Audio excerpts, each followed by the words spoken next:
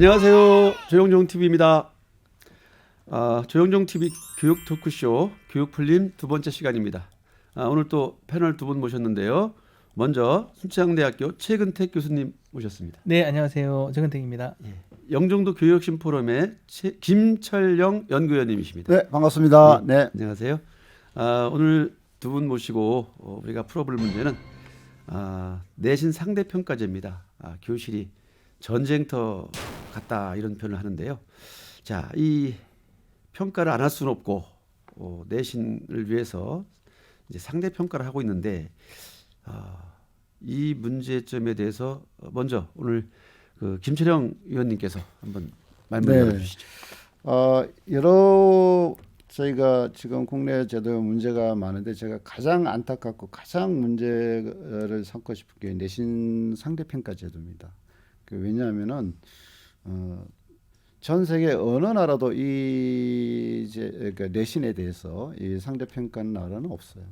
심지어 공산주의도 다 절대평가지.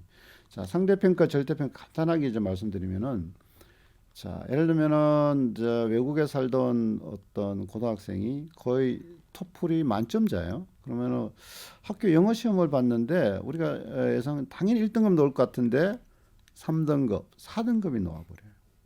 왜 그러냐? 아다시피 1등급, 9등급을 이제 강제 선생님 입장 나눠야 되니까 사실은 너무 쉬운 문제를 주면은 이게 다 1등급 돼버리니까 1등급 될 수가 없죠. 만점자 되면 이게 또 골치 아프니까. 그러니까 꼬아서 내는 문제. 심지어 뭐 문법 문제를 꼬은다든지. 근데 외국에서 이제 토플은 그런 식의 시험을 안 보거든요. 당연히 이제 외국 오래 산 아이도. 자, 그러면 그 아이는 나중에 가장 자기가 잘하는 과목은 그나마 영어인데 그 등급을 받으면 아이가 완전히 절망을 해버려요. 다른 과목 뭐 볼 필요도 없죠. 이게 내신뿐 아니라 수능도 마찬가지 적용되다 보니까 자, 근데 외국은 어떻게 하느냐? 예를 들면 100점 만점이다. 과목은 똑같이 100점 만점 주겠죠. 그래서 우리 학교에서는 85점은 다 A를 준다. 그러니까 IB 그레이드가 만점이 7점인데 7점을 준다. 이 룰이 정해져 있어요. 그러면 학생들은 예를 들면 이 과목은 내가 이 정도 하면 A가 나오니까 나머지 시간을 B 과목을 투자한다든지 아니면 더 여유 있게 자기 취미 특기 활동을 한다든지. 근데 한국 아이들은 어떻게 해야 되죠? 100점을 맞아 계속 불안한 거예요. 왜? 상대방이 언제 치고 들어올지 모르기 때문에 항상 늘 불안한 상태에서 등급을 유지해야 되는. 이게 이게 학생들이 교실이 그야말로 전쟁터가 될 수밖에 없는 구조적인 문제죠. 너무 심각한 거죠. 상대평가가 교실을 전쟁터로 만들고 있다. 최 교수님, 대학생들 평가는 어떻게 해요? 우선 그 좀 알고 좀 같습니다. 대학은 뭐 현재는요, 이제 코로나 상황이기 때문에 A는 40%, 나머지는 이제 B나 C는 이제 60% 이렇게 이제 평가하고 있고요. 그 전에는 이제 A는 30%, 뭐 그 다음에 B는 40%, 나머지 C는 30% 뭐 이렇게 하고 있었습니다. 근데 이제 대학교하고는 조금 차이가 있는 게요. 대학교 같은 경우는 본인이 듣고 싶은 과목을 듣잖아요. 또 이제 물론 전문 과목도 있지만 나머지 뭐 교양 과목이라고 하는 거는 본인이 듣고 싶은 걸 듣고 열심히 하냐 안 하냐에 따라서 조금 이제 거의 이게 나눠집니다. 그래서 이제 평가를 하기가 좀 수월한데요. 그 다음에 대학 같은 경우는 뭐 각 과목별로 이제 교수님들이 평가를 하는 거고요. 고등학교 같은 경우는 좀 다른 개념인 것 같은데요. 뭐 지금 얘기하시는 거 보니까 또 제가 지난번에 또 들은 얘기가 하나 있는데 이제 고등학교에서 아마 이제 시가 나왔고 그 시에 대한 작가의 의도를 묻는 그런 문제가 나왔었던 것 같아요. 그래서 작가의 의도가 아닌 것은 의도가 맞는 것은 이렇게 해가지고 이제 문제가 나왔는데 답이 뭐 3번이었던 것 같아요. 그런데 답은 3번입니다 했는데 그 실제로 시를 만드신 분이 내 의도는 그게 아니고 2번인데 이렇게 얘기하셨던 거죠. 그래서 이 문제 자체가요. 그 실제로 만든 그 시를 뭐 만든 그 사람의 의도를 묻는 게 아니고 시험 문제 낸 사람의 의도를 파악하게끔 되어져 있는 것 같아요. 이건 정말 큰 문제가 아닌가 생각이 듭니다. 이게 도대체 인재를 키우려고 하는 건지 사람의 길을 죽이려고 하는 건지 이 교육제도는요. 이런 어떤 정말 이상한 문제 내는 그런 거는 정말 빨리 없어져야 되지 않을까. 그런 생각이 좀 듭니다. 김철영 의원님 그러니까 말씀대로 이 제도가 아마 제가 알기로는 이제 노무현 정부 때 역시 이게 또 평등, 공정 이 논리를 대면서 제도가 개편됐었어요. 그게 거의 한 이제 25년 전인데, 그러니까 다 이게 문제라는 거는 다 알고 있었어요. 어느 누구도 바른 말을 못 해요. 왜냐하면은 또 공정시비, 이 사람은 행평성을 뭐 싫어한다 이런 논리 때문에 심지어 보수 정부도 계속 이걸 고집했던 것 같은데, 자, 이거는 진짜 소위 말해서 아까 학교는 하여튼 뭐 공부를 안 해도 최소한의 우리가 세상을 살아가는 사회화 과정을 의미를 두잖아요. 그러니까 친구 사이라든지. 근데 이건 학교를 완전히 상대방을 죽여야 내가 1등을 받으니까 전혀 그런 게 없죠. 이제 그거는 그걸 학교로 끝나는 게 아니라 오늘날 우리 정치나 이 사회 보면은 소위 말하는 좌우 논쟁 대립에서 저 사람을 상대방을 죽여 내가 이겨야 된다. 내가 산다. 이런 논리가 팽배해진 게 저는 단순히 이 문제, 그러니까 이 오늘날 이 문제는 다 교육으로부터 이렇게 연결된 그런 선상에 놓는 문제지 않나. 그래서 이거는 하루빨리 이걸 폐지가 돼야 되고, 물론 일부 뭐 앞으로 뭐 수능이든 내신은 뭐 학점제 연동해서 일부는 뭐 또 절대평가하고 1학년 때는 절대 상대평가하고 2, 3학년 절대, 이것도 웃기는 짬뽕이죠. 하려면 하나로 통일하든지 해야지. 수능에도 마찬가지. 영어 국사는 절대평가 또는 상대평가. 이 역시 제가 지난 시간에 이야기한 대로 모든 사람은 공통을 맞추다니까 아무도 행복하지 않는, 아무도 공정하지 않는 제도로 전락한 거죠. 예, 우리 사회 미래가 교육에 달려있다는 얘기 많이 하는데요. 우리 김 의원님 말씀 들으니까 우리 사회의 과거의 모든 문제점들이 다 교육의 잘못이군요. 네, 이 상대평가가 결국은 우리 사회의 그 첨예화된 그 진영 논리를 네네. 만들어낸 또 원흉이다, 뭐 이런 이야기처럼 들립니다. 그런데요, 이 절대평가를 한 적도 있었습니다, 학교에서. 그때 이제 문제가 뭐였냐면 성적 부풀리기 때문에 예, 상당히 문제가 됐어요. 예를 들면 이제 충남의 그 공주 지역에 가면 전국적으로 소문난 학교가 이제 몇 군데가 있어요. 그 학교를 제가 장학사 시절에 이제 그 성적 부풀리기 감사라고 그랬습니다. 점검을 나간 적이 있는데 갔더니 거기에 학생 대다수가 소위 90점 이상이에요. 수우미한가의 수죠. 이거 문제 있다. 그랬더니 교장 선생님 하시는 말이 지금도 기억이 납니다. 우리 아이들은 정말 잘하는데 그럼 우리 보고 어떻게 평가란 얘기냐 그런 말씀을 하셨던 기억이 나는데, 절대평가로 그럼 바꿔야 된다는 말씀이신가요? 우리 김 의원님이 한번. 네, 절대평가 예, 바꾸고요. 예. 역시 저 아이비 제도를 좀 말씀을 드리면은, 아이비가 2년 과정 중에 30%가 교사 수행시키면 교사가 평가하는 수행평가 30%고 마지막 시험봉 70% 합산이 되는 거거든요. 근데 예를 들면은 이제 외국 대학은 사실은 그 30% 성적만 갖고 원서 지원을 해요. 뭐 미국 대학이든 영국 대학이든 예를 들면 홍콩 대학이든. 그러면 선생의 이 30%를 절대적으로 신뢰를 하지만은 그래도 사람인지라, 물론 이제 이 아이비 30%를 평가할 때도 교사 마음대로 하는 게 아니라 IBO에서 전부 다 그 시스템적으로 체계화돼 있어요. 그래서 또 중간중간에 샘플링으로 또 체크업도 하고.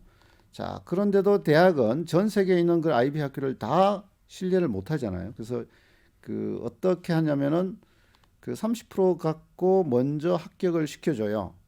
그 다음에 이제 조건부를 달, 우리 수능 조건부 달듯이, 예를 들면은 뭐 학교에서 이 아이를 봤을 때 총 45점 만점에 한 40점 나온다.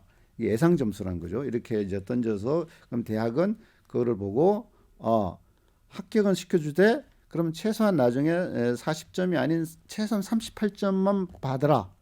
또는 어떤 특정 전체 점수보다는 특정 과목에 대해서, 예를 들면 홍콩 대학 같은 거는 이제 영국 대학도 마찬가지고 공대를 온다. 이 아이는 그러면 피직스가 아주 절대적인 과목이죠. 피직스를 7점 만점에 7점 꼭 받아라. 그런 조건을 달아요. 그러면은 이 30%를 그냥 막 주지는 못하겠죠. 왜냐하면 이게 나중에 그 대학의 학교 신뢰성도 문제 있고 합리적으로 주고 그래도 갭이 나거든요. 그 갭을 나중에 최종 시험 합산해서 합격 여부를 결정하는. 마찬가지로 이거를 절대 평가했을 때 그 부풀리지 않게 어떤, 만약에 뭐 아사리 이거를 저 표준 안 써서 죄송한데 아예 내신을 평가하지 않는 방법도 있겠죠. 뭐 절대적인 수능만 이게 여기를 했을 때 만약에 평가를 한다면은 그런 조건부라든지 어떤 또 학교 간의 그런 걸 보정하는 그런 시스템적으로 하면은 충분히 병행이 가능하다고 봅니다. 예. 예. 절대평가로의 길이 있다는 말씀이시고요. 자, 최 교수님, 그 고등학교에서 학생들이 성적을 가지고 이제 대학에 왔어요. 네. 이제 뭐 예를 들면 면접관이 되셔서 이 학생들을 누구를 선발할 것인가라고 할 때 절대평가로 와서 비슷한 성적이라면 어떻게 하시겠습니까? 지금 어떤 현재 기준으로 상태를 아이를 말씀 아이를 지금 이제 선발하기 위해서 면접을 하고 계시다고 할 때 현행의 사실은 어떤 이제 그 학과별로 다르거든요. 학과별로 이제 지금 문제는 너무 그 우리 학과에서 필요하지 않은 과목을 배운 학생도 있고요. 정말 필요한데 안 배운 학생들도 있어요. 그래도 등급이 나왔고 교육부에서 평가라고 뽑으라고 하니까 어쩔 수 없이 뽑았어요. 뽑았는데 1학년 때 수업을 쫓아가지 못해요. 아예 배운 적이 없다는 거예요. 난감하죠. 그래서 그거를 이제 대학에서 다시 뭐 교육을 다시 시키고 하는데요. 결국은 이제 그런 학생들이 이제 발목을 잡아서 앞으로 전진하지 못하는 겁니다. 이게 끊임없이 계속 반복되고 있어요. 그러니까 학교 입장에서는 대학 입장에서는 어떻게 얘기를 하냐면요. 학생의 수준이 왜 이렇게 낮아졌지? 점점 왜 이렇게 낮아졌지라고 표현을 하고요. 학생 입장에서는 왜 이렇게 우리가 어렵지라고 표현합니다. 공부하기가. 근데 사실 공부하기가 어려운 게 아니고요. 정말 이상한 문제를 내요. 문제 내시는 분들도 정말 이상한 문제를 내서 자기 생각에 맞는 그런 학생을 뽑으려고 하는지 모르겠지만 그렇게 문제를 내서 이걸로 이제 뭐 변별력을 키운다라고 하는데 실제 변별력은요. 그렇게 이상한 문제를 내서 변별력을 키우는 게 아니고 다양성으로 가야 됩니다. 그게 이제 현장에서 네. 교사들 입장도 있습니다. 무슨 얘기냐면 보통 이제 20문항 이상을 내지요. 그런데 이제 소위 킬러 문항이 없으면 공부 좀 잘하는 몇 친구들이 순서가 안 정해지거든요. 상대평가를 하려니까. 상대평가 하려니까. 하려니까. 네. 그래서 상대평가인 한 해는 그런 킬러 문항을 안 만들 수 없는 게 현실이란 말이죠. 그래서 이제 문제는 이 교실을 전쟁터로 만드는 이제 이 상대평가를 없애고 절대평가로 갈 수 있는 길을 찾아야 되는데 거기에는 아무래도 좀 믿음, 신뢰가 문제가 되겠죠. 평가자의 신뢰. 네, 그래서 아까 역시 이제 아이비로 돌아오면은 아이비는 이제 똑같은 과목이라도 레벨을 나눠놨어요. 내가 해낼 수 있는 또 이게 전공과 연결이 되면은 하이어 레벨을 선택하고 이건 내가 전공이 연계 없으니까 좀 쉽게 가자. 과목 안에서 나누면 돼요. 그러니까 이게 우리는 똑같은 과목을 하다 보니까 그러니까 잘하는 아이는 잘하는 아이도 손해 볼 수 있고 못하는 아이들은 또 역시 나하고 전혀 갭이 크니까 공부를 아예 우리가 수포자야 된다든지 그런 시스템적으로 나오는 거죠. 그러니까 IB에서는 모든 과목이 딱 두 가지로 또 심지어 수학은 사실은 크게 나누면 한 6개의 레벨로 나눠버려요. 그러면은 공대 수학, 상경계 수학, 또 예체능 아이들이 아주 쉬운 수학 한다든지. 그러니까 학교 내 레벨도 그렇게 나눠지고 이게 나중에 최종적 IB 시험도 똑같이 연동이 되는 거예요. 그럼 대학 입장에서 아까 우리 최 교수님 말씀드린 대로 왜냐면 생명과학계래도 핵심 과목은 저는 바이오라고 봐요. 그러면 네. 바이오를 아이들이 무조건 그러면 그 과를 가겠다면은 거의 HL 수준에 다 해요. 점수가 낮게 나오더라도. 왜냐면 그 과정에서 배우는 게 너무 많기 때문에 결국 이게 자연스럽게 대학으로 연결되고 대학 가서도 그 아이들은 또 잘 적응하고 굉장히 이렇게 스무드하게 합리적으로 이렇게 시스템화되어 있는 거죠. 예, 그거를 적극적으로 도입한다. 우리 김철영 의원님은 지난 시간에서 계속 IB를 굉장히 강조하고 계신데 정말 저도 적극적으로 한번 연구를 좀 해봐야 되겠습니다. IB에 대해서. 사실 그 학급 교실에서 이 평가 문제 때문에 아이들의 우정이 사라지고 있는 것도 사실입니다. 평상시 친하게 지내던 친구들이 시험이 가까워지면 서로 거리가 멀어져요. 왜냐하면 예를 들어서 뭐 공책 좀 빌려줘, 너 예상 문제 뽑았니? 이런 얘기하면 그 정보를 공유하기가 좀 껄끄러운 거죠. 왜냐하면 저 친구하고 나하고 비슷한데 저 친구보다 내가 떨어질 수 있다는 그런 강박이 생기는 거죠. 그래서 이런 뭐 지난번에 아다시피 어디 강남의 뭐 여고에서는 아빠가 선생님인데 딸 아이들 내신을 잘 주기 위해서 뭐 하여튼 재판에 놓았지만은 정말 외국에서는 그런 있을 수 없는 일이 벌어진 거죠. 그냥 내신은 그냥 내 말 성취제 소위 말해서 절대평가면은 아빠가 개입할 이유가 없고 개입할 필요가 없는 거죠. 하여튼 극단적인 아마 모습이 그런 형태로 나타나지 않나라는 생각이 들어요. 부모님들의 기대도 사실 문제가 좀 되는 것 같습니다. 제가 그 전에 어떤 경험이 있냐면 이 성적을 가지고 학생이 그 자살한 사례가 하나 있어요. 그게 이제 참 그런 겁니다. 아버지가 이를테면 뭐 소위 스카이라고 하는데 K 대학을 나왔어요. 근데 그 집안에 이제 고모라든가 뭐 고모 할머니 이런 분들 계시잖아요. 그 할아버지가 연세가 좀 많으신데도 생전에 계셨어요. 그러니까 이제 고모 할머니도 오시고 하시면서 아이한테 조카한테 그러는 거죠. 야, 네 아빠가 K대학 나왔으니까 너는 S대학 좀 가야지. 어른들은 별 생각 없이 하는 이 한마디가 아이들한테 결국 상처였던 거고 결국 끝내 시험을 얼마 앞두고 그 극단적인 선택을 한 사람이 있었는데 어쨌든 어른들의 욕심 이것도 좀 한번 생각해볼 문제 같고요. 아까 그 우리 김 의원님 말씀대로 우리 사회의 진영 논리를 만드는 원흉이 상대평가고 교시에서 우정을 사라지게 한 문제가 이 상대평가라고 한다면 그걸 좀 해결할 수 있는 여러 가지 방법을 한번 찾아봐야 되겠다는 생각을 합니다.